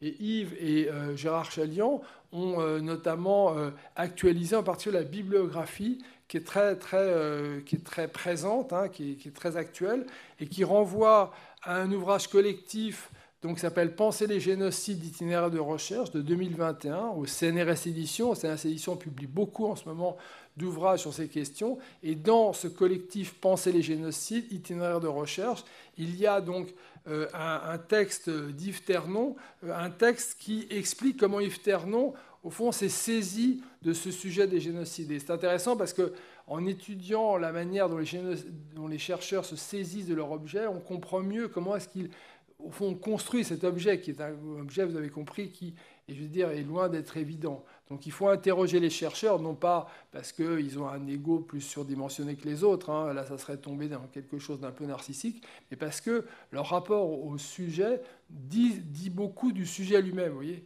et donc je vous renvoie à ce texte de Yves Ternon qui s'appelle « Ce fut un long chemin ». Un parcours de chercheur au milieu des génocides. Et c'est un chemin qui n'est pas du tout achevé. Et justement, qui n'est pas achevé parce que Yves Ternon, donc il y a un an, c'est donc aux éditions du CERF, dirigé par Colosimo, donc en 2021, est paru La Turquie aux Turcs, destruction de communautés chrétiennes de l'Empire ottoman, nestoriens, chaldéens, syriaques et grecs, ce qui rappelle qu'un génocide, c'est un univers de violence extrême et que même si les Arméniens sont particulièrement visés, eh bien, tout autour, vous avez les opposants politiques, bien sûr, mais vous avez effectivement une série de communautés. Et donc, Yves va jusqu'en 1924. Et donc, là, prend en compte ce que développe actuellement Raymond Kervokian dans ce livre à paraître chez Odile Jacob, donc en septembre prochain, sur le parachèvement du génocide des Arméniens. Voilà. Et donc, pour finir juste, sur le génocide des Tutsis au Rwanda est paru il y a quelques semaines donc un numéro de la revue Le Genre Humain, dédié du reste à son regretté directeur Maurice Hollander, que beaucoup connaissent certainement, le génocide des Tutsis au Rwanda, avec au fond un travail commun entre chercheurs du Rwanda et chercheurs de France. C'était pas évident, car vous savez que pendant presque des décennies, eh bien, les autorités françaises et les autorités rwandaises, en raison de la position de la France, il faut le dire, qui refusait de considérer une responsabilité dans la catastrophe, eh bien, ces relations étaient extrêmement tendues. Il était inimaginable, au fond, de travailler ensemble. Et aujourd'hui, c'est possible, donc depuis les événements de 2021. Donc voilà, donc pour rappeler quand même que Yves Ternon, vous pouvez le retrouver aussi à travers un certain nombre de podcasts aussi, notamment la conférence de 2015. Vous la retrouvez donc sur Internet, c'est facile à trouver. Et puis, vous pouvez le retrouver aussi dans ses ouvrages. Et on a la chance, là, de pouvoir dialoguer avec lui. Moi, je vais juste poser une question pour ouvrir le débat. Et ensuite, vraiment, on ouvrira à l'ensemble de la salle, du public. On vous remercie encore d'être présent. En fait, ce processus génocidaire, est-ce que tu le conçois comme l'avant, c'est-à-dire en fond ce qui précède au fond ce qu'on appelle la phase paroxysmique, ou est-ce que le processus génocidaire, il englobe l'ensemble des temporalités? Je te pose cette question parce que lorsque tu as parlé du génocide des Tutsis, tu as dit deux choses très intéressantes. Tu as dit le génocide des Tutsis est très différent du génocide des Arméniens. Et ensuite, tu as dit mais le processus génocidaire est assez similaire. Oui. Donc, au fond, à quel moment est-ce que le processus génocidaire précède la phase paroxysmique de destruction de 1915-1916, ou est-ce que le processus englobe tout ça? Voilà. Non, pour moi, le départ, c'est toujours le racisme. Je pense qu'il y a eu un mouvement de pensée à la fin du XIXe siècle qui a été véritablement catastrophique pour le XXe siècle. C'est-à-dire que tous les pays qui avaient colonisé non seulement l'Afrique, mais aussi l'Asie, voyaient qu'ils allaient apporter d'abord des avantages matériels, bien entendu, avoir des avantages matériels, mais également aider des populations inférieures. Donc cette notion d'infériorité à la base par le racisme que va par coïncidence confirmer les ébauches des développements de la science, c'est la source du mal.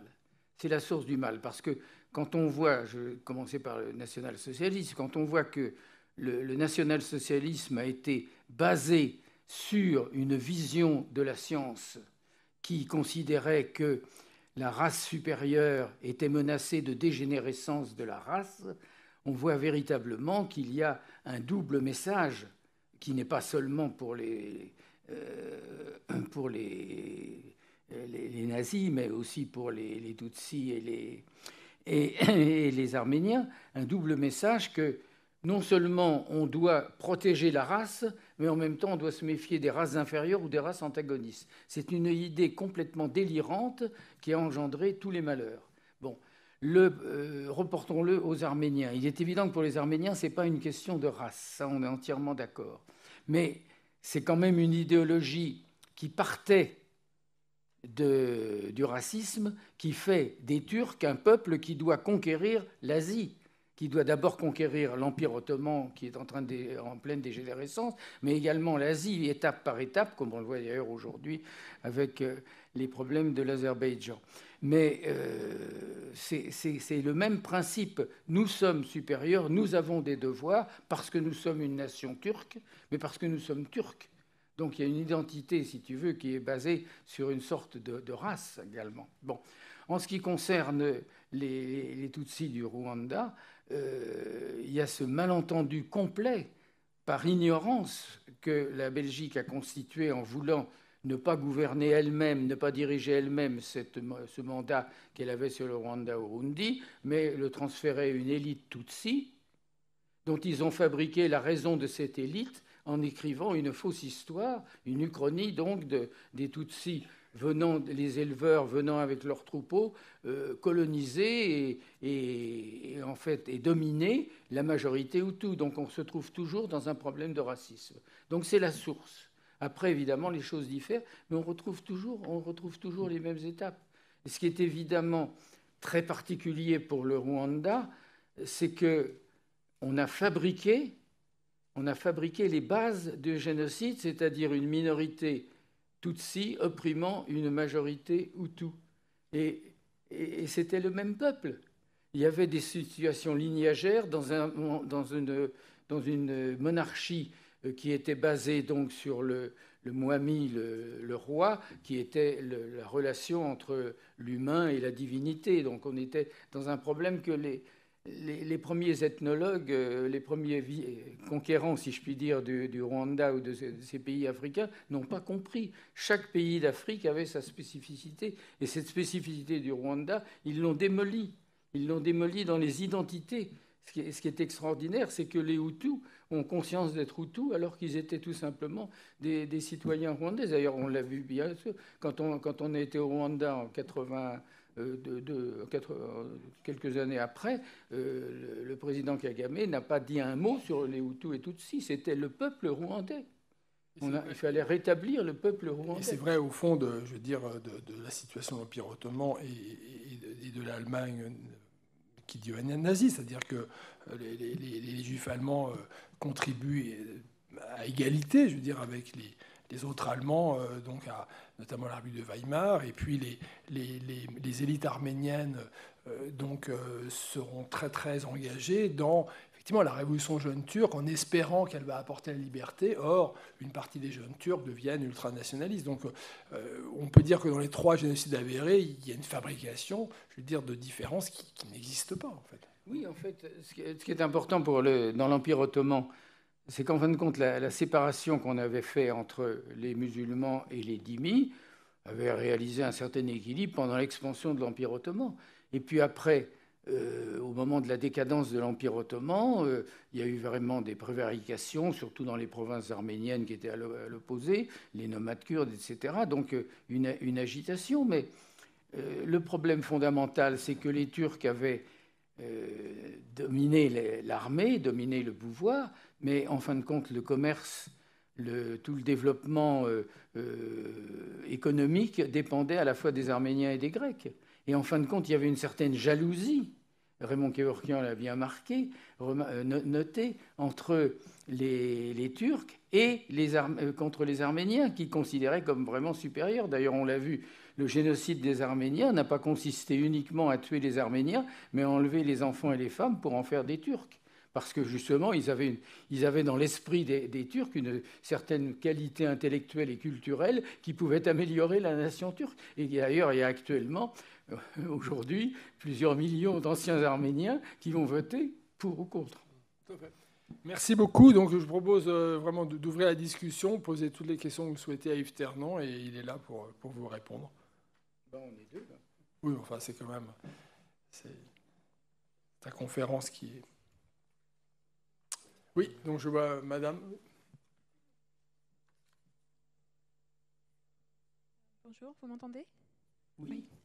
Merci beaucoup. Je m'intéresse particulièrement à l'aspect psychologique, la psychologie de l'individu et la psychologie de groupe.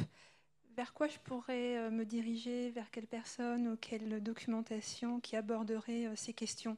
Comment un individu peut être amené à participer à cette atrocité de masse, comment un groupe peut être amené à ça, quoi. Alors, écoutez, on va commencer peut-être par les nazis. Hein. On est ici au mémorial de la Shoah. Ce qui est très net, c'est que au départ, il y a trois catégories. Hein. Quand il y a un totalitarisme qui s'installe, il y a trois catégories différentes. Il y a ceux qui maintiennent les principes fondamentaux et qui ne cèdent pas. Ça, c'est la minorité. Il y a la majorité, l'énorme majorité qui va suivre en fonction des conditions de vie, de la menace, etc. Et on l'a bien vu dans les travaux qui ont été faits sur les armées allemandes en Union soviétique, que des gens qui étaient de milieux ouvriers, de milieux paysans, des gens simples, qui avaient été plutôt à gauche, si on peut dire, dans leur position, ont adhéré parce qu'on ne peut pas s'opposer au groupe. Donc on est pris dans la masse. Quand on est obligé d'agir, on est pris dans la masse et on cède. On adhère ou on n'adhère pas. Quand on n'adhère pas, on fait semblant d'adhérer pour ne pas être détruit, etc. Et puis, il y a un mouvement qui est celui de tous les États totalitaires qui se fait. Donc, il y a toujours la petite minorité d'assassins, si vous voulez, en puissance, de tueurs ou de gens qui sont déchaînés sur le plan idéologique, et ils vont entraîner les autres si le totalitarisme s'est installé. Donc je pense que ça a été étudié dans tous les milieux. En ce qui concerne les Arméniens, c'est un peu différent parce qu'il y a au départ cette notion de séparation religieuse entre les peuples du livre qui ont obtenu une certaine, c'est-à-dire juifs et chrétiens, différentes chrétientés, et qui ont obtenu une certaine liberté religieuse en échange de leur abandon de leurs droits civils, si vous voulez, d'une partie de leurs droits civils, et les musulmans qui sont quand même prioritaires, dominateurs.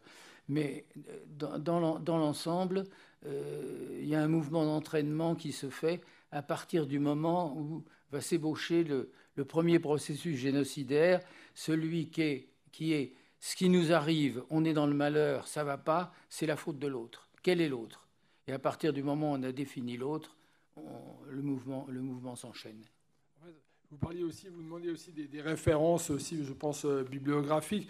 Pour le génocide des Arméniens, vous avez une chercheuse psychanalyste qui est Janine Altounian, par exemple, qui fait des travaux extrêmement intéressants. Janine Altounian.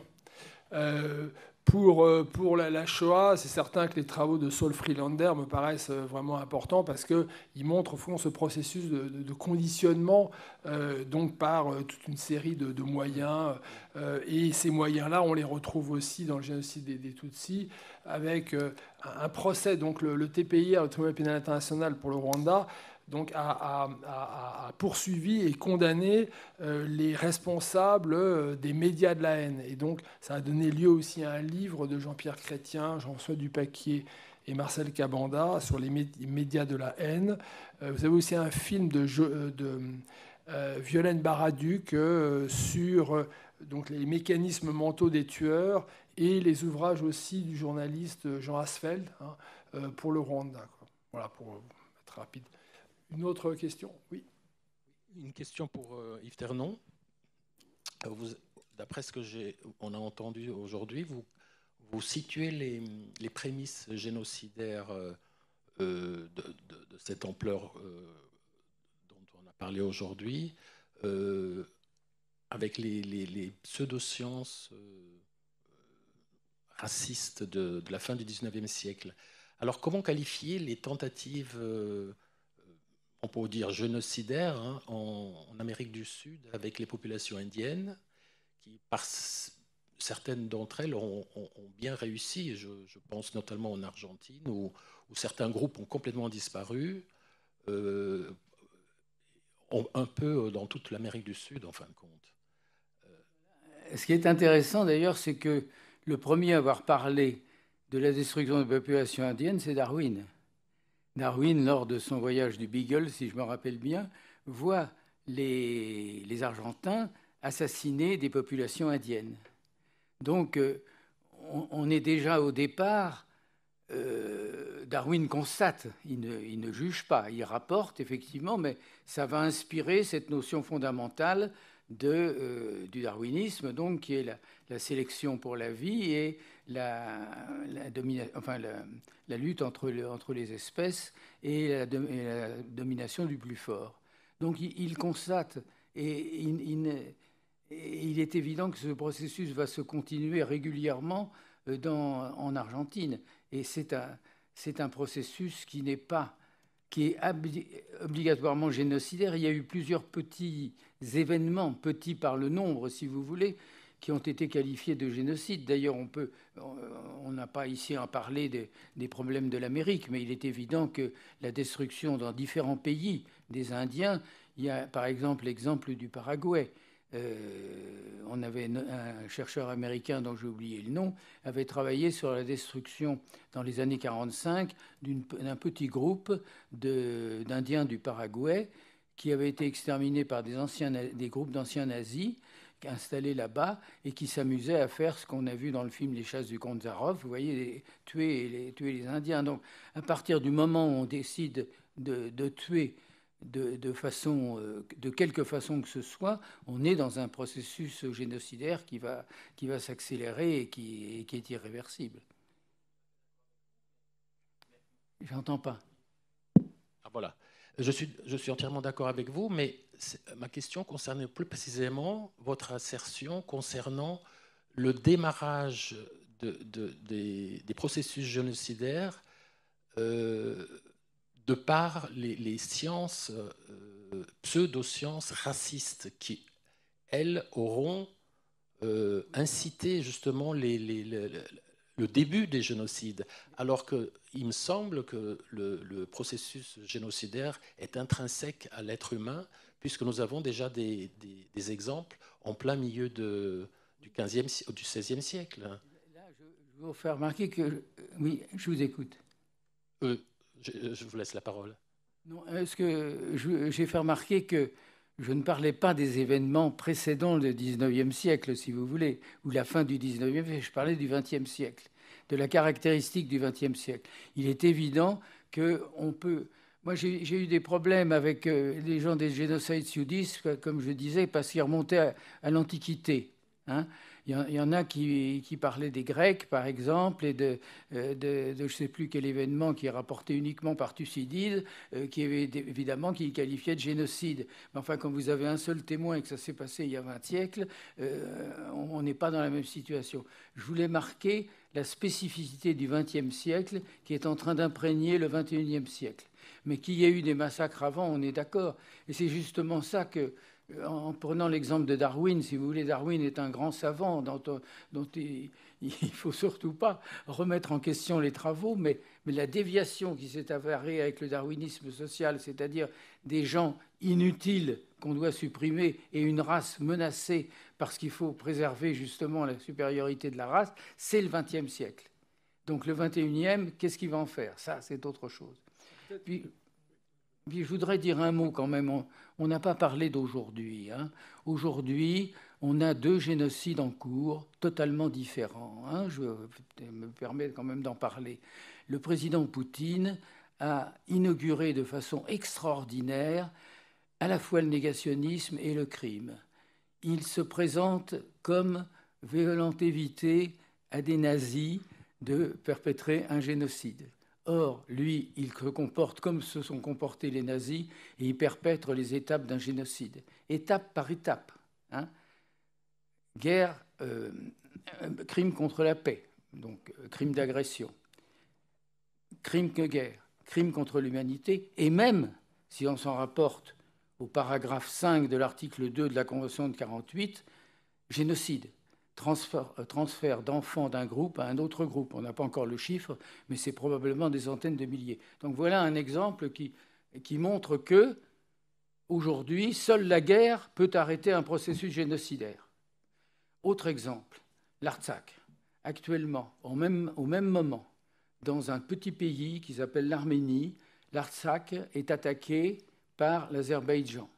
Et les gens, la population de l'Artsakh, environ 50, c'est le Haut-Karabakh, hein, environ 150 000 personnes, est menacée de mort. Parce que la seule protection dont ils disposent, c'est la Russie, qui filtre à peine les convois. Les gens sont en train de mourir de faim, de soif, de froid, en tout cas cet hiver, parce que l'Azerbaïdjan interdit tout passage par le petit corridor de la Chine. Donc on est en train de parler du génocide, mais il y en a 2 qui sont en train de se produire de façon différente, l'un à la lumière du monde, l'autre dans le silence, parce que l'Azerbaïdjan a du pétrole et qu'on ne triche pas avec le pétrole des autres quand on n'a plus celui de la Russie. Voilà, c'est une petite parenthèse, excusez-moi. Juste préciser quand même qu'un certain nombre de travaux, par exemple ceux de Jean-Frédéric Chaupe sur l'Espagne du XVe et XVIe siècle, montrent au fond un processus de racialisation quand même aux dépens des Juifs, que voilà, la spécificité quand même d'un certain nombre de discours politiques et religieux contre des minorités ne date pas du XXe siècle et qu'on peut vraiment retrouver donc dès le XVe et XVIe siècle ces éléments-là. Bon, je vous renvoie aux travaux de Jean-Frédéric Chaupe sur les races, et c'est tout à fait convaincant. Et là, c'est là où on voit que la recherche progresse. Et puis, il y a un autre facteur qui peut aussi être intéressant, c'est la manière dont des minorités deviennent brutalement des ennemis absolus. C'est certainement le cas des Héros et des Namas, qui empêchent le développement de la colonisation allemande. C'est le cas aussi des crimes de masse commis par les Britanniques, en Nouvelle-Zélande, ou bien effectivement la destruction des Indiens d'Amérique. Dans la Convention, il est bien précisé que, je veux dire, l'atteinte grave à l'intégrité physique ou mentale de membres du groupe, à partir du moment où ils sont définis, ils sont assignés donc à ce groupe, peut relever d'un crime de génocide. Et bon, ça peut paraître anecdotique, mais la manière dont les Américains ont éliminé tous les troupeaux de bisons en fait, des tribus indiennes, c'est pas anecdotique, parce que le bison représentait justement le centre de la vie à la fois matérielle, mais aussi spirituelle des Indiens d'Amérique. Donc, à partir du moment où on peut vérifier qu'il y a bien intention et ciblage, eh bien, des faits qui peuvent apparaître comme relativement, sans gravité extrême, peuvent amener une qualification. Ce qui se passe actuellement dans le Haut-Karabakh avec l'enfermement de plusieurs donc dizaines de milliers de personnes, 250 000 environ. Donc, bien sûr, un enfermement n'équivaut pas à un génocide, mais quand il y a tout autour, je veux dire, une désignation d'ennemis et une systématisation bien, de ces conditions de vie inhumaines, on peut s'interroger à ce moment-là et appliquer la Convention de 1948. Bonsoir. Une question sur que deviennent les gachacha au Rwanda, est-ce qu'elles se poursuivent? Et une deuxième question, la règle des 10 maisons, j'ai eu l'occasion d'en discuter avec un ami rwandais et qui m'a répondu très innocemment, mais pourquoi? Ça marche très bien. Et effectivement, ça a très bien marché et c'est toujours pas remis en question, comme si des outils qui avaient été utilisés pendant le génocide ne sont absolument pas discutés et continuent de vivre et d'être utilisés. Il faut voir déjà, les gars de Chacha ont transformé la question de la punition des criminels. Parce qu'il est évident qu'il y avait tellement de criminels et qu'Arusha ne pouvait pas les juger tous, qu'on avait essayé au départ de les enfermer et que ça ne marchait pas. Donc les gars de Chacha, c'est-à-dire la création donc, de tribunaux, de villages, de collines, en fait, retrouvant l'ancien modèle, si je puis dire, de paysans du Rwanda, a changé la donne. Mais les gars de Chacha, avec tout le décorum qu'il y avait, vous savez ils avaient chacun un vêtement différent, les personnes accusées, avaient surtout un but. C'était pas tellement de punir, mais de savoir ce qui s'était passé. Les familles cherchaient leurs morts, ils ne savaient pas où ils étaient. Et dans bon nombre, je n'ai pas le contrôle de personnes qui ont écrit sur les Gachacha, mais d'après ce que j'en sais, le but était d'abord de pouvoir identifier les lieux où on avait jeté les cadavres. Dans nombre de jugements, l'échange a été donné entre où avez-vous tué ma famille et où sont-ils, avec la possibilité d'avoir une peine mineure. Donc je ne sais pas si ça se poursuit encore aujourd'hui. Je n'ai pas les informations récentes. Qu'est-ce que tu en sais? Les procès Gachacha sont terminés. Du reste, aujourd'hui, se pose la question du retour dans les collines d'un certain nombre de condamnés à des peines allant de 15 à 30 ans. Le Rwanda a aboli la peine de mort. Et donc, ça, c'est une vraie question. Hein. Est-ce qu'il y a une rédemption, finalement, réalisée par la peine? Ce qu'il faut rappeler, c'est que les procès Gachacha sont de vrais procès qui ont permis quand même de juger 2 millions de présumés criminels. Et ce n'est pas du tout, effectivement, le système de la vérité et réconciliation comme en Afrique du Sud. Et c'est important, effectivement, de bien rappeler qu'il n'y a pas d'impunité. Et là, les Rwandais ont utilisé, finalement, un système local, traditionnel, pour faire face, à un crime extrêmement moderne, si l'on peut l'indiquer. Et sur les 10 maisons, c'est effectivement la difficulté d'aller vers une société qui rejetterait ces catégories raciales. Or, ce qui est terrible, en fait, c'est que dans les 3 génocides, je pense, au fond, les 3 génocides s'abattent sur des pays qui ont connu ou connaissent des phases de démocratisation. Au Rwanda, par exemple, les couples mixtes deviennent de plus en plus nombreux. Et du reste, c'est pour ça qu'il y a l'édiction des fameux 10 commandements du Hutu pour rejeter cette transformation de la société qui rejette des races qui n'existent pas. Pour l'Empire ottoman, c'est la participation des Arméniens à un grand mouvement quand même démocratique. Et puis, la République de Weimar, c'est aussi quelque chose d'important. Donc, au fond, la destruction d'un groupe, c'est aussi la destruction de toute une expérience démocratique. Il est aujourd'hui très difficile de remettre en action, même si il y a des volontés démocratiques dans tous ces pays, on le sait très bien. Oui, parce qu'en fin de compte, on n'a traité aujourd'hui qu'une partie du problème des génocides. La première étape, c'est évidemment le processus génocidaire. Les descriptions du génocide, quel qu'il soit, il y a eu de nombreux travaux. Mais l'après-génocide, c'est une période absolument capitale. Et elle est absolument différente dans les trois situations différentes. Le génocide des Arméniens, il ne faut pas l'oublier, c'est un génocide réussi. La République de Turquie est fondée sur ce génocide.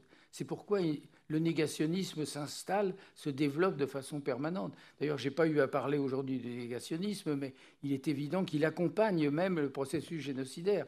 Parce que dès que on sent qu'on glisse vers un processus génocidaire, le futur génocidaire, le futur assassin, commence déjà sa négation. Le génocide des Arméniens est précédé de quelques semaines par la publication d'articles dénonçant la menace des Arméniens sur le pouvoir ottoman. Donc, et c'est la même chose avec les nazis aussi. S'ils sont aussi radicaux dans leur destruction dès le 22 juin 1941, c'est parce qu'ils en font une guerre entre deux, une guerre à mort. L'un des deux doit mourir. Donc, celui qui doit mourir est celui qui nous menace en même temps. Et c'est la même chose aussi dans le génocide des Tutsis. On va peut-être prendre, je crois, les deux dernières questions, parce que, en fait, donc, cette conférence inaugurale d'Yves Ternon donc, se poursuit par la première des conférences thématiques sur les Soudanais du Darfour. Donc, deux dernières questions. Oui. Bonjour. Moi, j'avais juste une petite question, justement, puisque au début de la conférence, vous avez dit qu'il était possible, justement, de prévenir contre le processus génocidaire avant qu'il arrive à son paroxysme et que, du coup, les massacres commencent. Mais du coup, dans un ordre mondial qui est vraiment... on est dans la mondialisation, dans des conflits d'intérêts incessants, des problèmes justement avec les enjeux géopolitiques, si on parle du pétrole, si on parle des matières rares, etc. Est-ce que c'est vraiment possible pour un État qui est par exemple étranger d'intervenir si justement il y a des enjeux qui empêchent justement c'est la friction avec l'État qui est responsable de génocide? Je pense par exemple aux Ouïghours. Comment est-ce que l'État français peut vraiment intervenir sur cette question en sachant qu'on a des relations qui sont plus ou moins conflictuelles avec la Chine et aux enjeux d'aujourd'hui et de demain? Je propose qu'on prenne la deuxième question et comme ça tu feras peut-être éventuellement une réponse globale. La question est très bref, je ne sais pas si vous m'entendez. Vous avez cité tout à l'heure un ouvrage sur les mécanismes mentaux des dictateurs. Est-ce que vous pouvez nous rappeler les références de cet ouvrage? Attendez, quel ouvrage? C'était différent, mais je pense que sur le site du mémorial, c'était un centre il y avait notamment le journaliste Jean Asfeld sur les tueurs au Rwanda, Saul Freelander, Janine Altounian, voilà, c'est quelques. Mais je vous propose peut-être de mettre, on donnera au maire de la Shoah quelques références, et Yves le fera très bien, voilà. Donc merci monsieur, et vous avez raison toujours de revenir vers les livres et les publications. Et donc, Yves Ternon va répondre à votre question. Bon, je vais répondre à votre question, madame. Il est évident que je ne suis qu'un petit historien qui dit les choses du passé et qui essaye de prévenir des menaces de futur. Mais je n'ai pas beaucoup de puissance, de pouvoir autre que celui de la parole. Les gens de droit, les juristes ont plus de pouvoir, effectivement. Mais il faut voir les limites qui se heurtent justement à la puissance des États. Le problème du Rwanda, c'est qu'on avait la possibilité de faire pression sur le Rwanda. Et ça, on ne l'a pas fait. Et ça, c'est une faute grave. Et ça, Vincent l'a bien montré dans son rapport. En ce qui concerne l'Empire ottoman, il n'y avait rien à faire. Il n'y avait rien à faire. On était en pleine guerre mondiale. L'Allemagne pouvait interrompre le génocide. Elle savait qu'il avait... Enfin, le génocide, les massacres, on les appelait comme ça à ce moment-là. Elle ne l'a pas fait parce que c'était son intérêt dans la guerre. Il fallait séparer les deux fronts, à l'Est et à l'Ouest.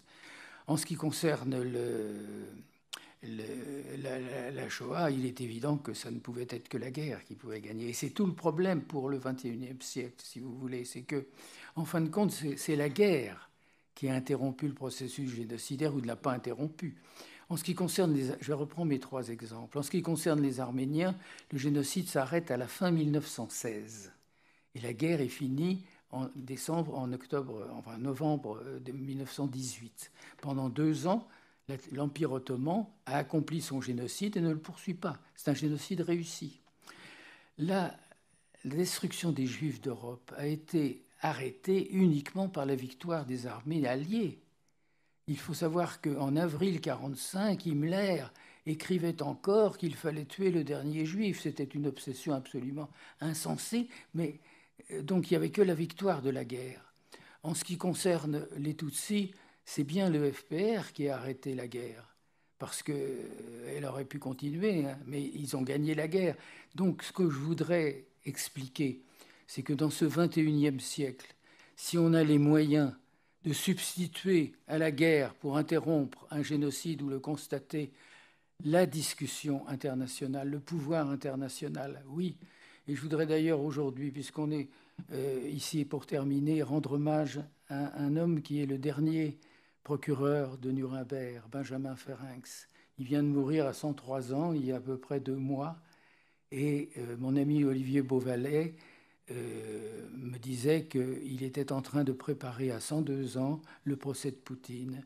Donc, si vous voulez, substituer le droit pénal international à la guerre pour éviter un génocide ou pour finir un génocide, oui, et c'est tout. Mais les historiens ne peuvent que dire, ils n'ont pas le pouvoir.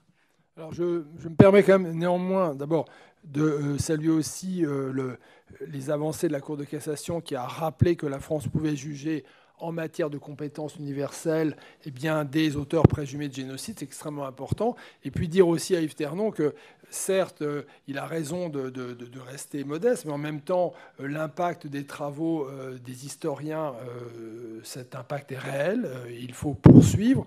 Et puis il n'y a pas que les historiens. Moi, je voudrais quand même terminer cette évocation par un grand roman, celui des 40 jours du Moussada de Franz Werfel, qui à la fois expose en 1933 de manière extrêmement claire ce processus génocidaire, rappelle la résistance des 4000 Arméniens du Moussada.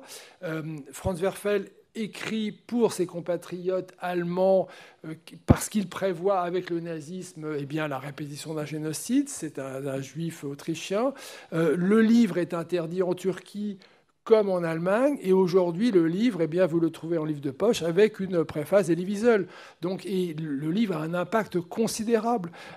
Et je crois que c'est aussi ces personnalités comme Franz Werfel ou Yves Ternon qui donc sont des combattants de ces processus génocidaires. Il faut les saluer pour cela. Alors, puisqu'on a encore 2 minutes, Yves, moi je voudrais quand même, parce que là on vient de parler évidemment de la définition du génocide, et c'est ce dont on voulait parler en préambule, parce que pourquoi parler de la définition du génocide? C'est quand même essentiellement parce que ça paraît être aujourd'hui le crime ultime, en regard duquel tout ce qui pourrait se passer, et donc notamment ces atrocités de masse qu'on va essayer d'évoquer cette semaine, serait de moindre importance. Et je pense qu'il est quand même vraiment primordial de comprendre que d'abord, humainement, ce n'est pas la comparaison qu'on souhaite faire, et qu'évidemment, on ne la fait pas. Mais moi, ce que je voudrais poser, puisque malheureusement, Aurélia Devos n'est pas venue, donc on a eu moins ce volet quand même juridique qui me semble important aussi à évoquer, c'est est-ce que, par exemple, en termes d'intervention internationale, ou, supposée, puisqu'on voit bien que pour les 3 génocides avérés, elles n'ont pas eu lieu, et que donc, peut-être aujourd'hui, parmi en tous les cas les crimes qu'on va évoquer cette semaine, elles n'ont pas forcément lieu non plus. Donc, qu'est-ce que finalement cette incrimination de génocide qu'on a définie aujourd'hui pour les historiens, mais que le droit aussi a défini, et donc ce depuis la Convention de 1948, est-ce qu'elle permettrait éventuellement, et elle permet aujourd'hui, une intervention différente ou pour faire cesser justement un crime qui serait en train de se commettre et qui pourrait en tous les cas avoir été repéré comme une situation pré-génocidaire? Est-ce que cette qualification de génocide, elle permet quelque chose de différent dans le droit, dans l'intervention internationale, ou finalement elle est à l'égal d'un autre crime, quoi? Qu'est-ce que ça permet? On a l'exemple de l'Artsakh aujourd'hui, c'est-à-dire que la qualification de génocide a été portée sur de menace de génocide, parce que si ça se poursuit, les Arméniens de l'Artsakh ont 3 solutions. Ou bien ils partent tous, donc évidemment ils ne meurent pas, mais ils perdent 3000 ans d'histoire et de présence religieuse arménienne et de présence sociale arménienne, ou bien ils meurent sur place, ou bien ils seront attaqués et ils vont être tués. Et pourtant, le mot génocide la menace de génocide a été énoncée par le Conseil de sécurité de l'ONU et qui a demandé justement qu'on lève le blocus. Mais ils ne lèvent pas le blocus parce que les Russes, ils veulent pas se mouiller, ils laissent passer quelques camions, c'est tout. L'Azerbaïdjan a tous les atouts en main et décidé non seulement à détruire l'Artsakh, enfin à occuper l'Artsakh, mais à détruire plus tard l'Arménie, qu'ils appellent maintenant l'Azerbaïdjan occidental. Et donc, on ne peut rien faire. Et il y a des organisations internationales. On a un exemple typique. L'Assemblée nationale française et le Sénat, qui ne sont pas généralement unanimes, ont voté à l'unanimité, sauf une voix au Sénat, ça c'est la présidente de l'association azerbaïdjanaise, l'unanimité, la demande de lever le blocus de l'Artsakh. Et il y a une commission qui est envoyée, mais les Russes laissent filtrer et les Arméniens dépendent totalement des Russes. Donc il est évident que tout est question de rapport international, mais l'organisation de l'ONU, le Conseil de sécurité ont un devoir de se substituer à la tuerie et à la guerre. Et c'est ce combat qu'on peut mener au XXIe siècle. Il y a un texte que je ne sais pas où je l'ai eu, mais qui dit de l'Institut Lemkin, qui dit « Aujourd'hui, nous en sommes au moment où l'on peut éviter un génocide, prévenir un génocide. » Et je pense que les conférences qui vont venir après vont essayer d'analyser cette situation. Mais il est évident que si les yézidis n'ont pas tous été détruits, c'est bien parce que la guerre, menée d'ailleurs par les Kurdes surtout, a évité la destruction totale des yézidis. Je connais mal les autres sujets. Sophie, vous posez une question importante sur, et ça sera peut-être notre conclusion, sur, au fond, cette incrimination extrêmement importante de la Convention pour la prévention et la répression du crime de génocide du 9 décembre 1948. Parce que cette convention, je veux dire, de par les liens avec la Shoah et le génocide des Arméniens, et parce qu'elle a été utilisée directement dans le TPE rwandais, au fond, donne le sentiment qu'elle n'est valable que pour la phase paroxysmique, vous voyez, pour le moment de la destruction. L'enjeu, à mon avis, et il est tout à fait tenable, c'est de dire que cette convention, elle s'applique aussi au processus préparatoire. Et l'article 2 dit tous les éléments de la préparation du génocide. Et donc, il faudrait un effort concret, concerté, pour expliquer cela. Parce que vous le voyez bien, il y a quand même une certaine confusion quand même sur la qualification ensemble de faits. Et tout le travail qui peut être attendu, notamment des chercheurs, c'est d'essayer effectivement de nommer les choses très précisément, et à partir du texte de cette convention, peut-être montrer que la convention, elle s'applique à la phase préparatoire, ce qu'au fond voulait Lemkin, bien évidemment, puisqu'un génocide se prépare, mais le rendre plus efficace et le dire plus nettement, ce qui permettrait quand même, je crois, d'inquiéter un petit peu plus, effectivement, les auteurs de ces atrocités. Merci beaucoup Yves, merci beaucoup Vincent. Bon, mais ne levez pas le camp parce que l'après-midi n'est pas terminé.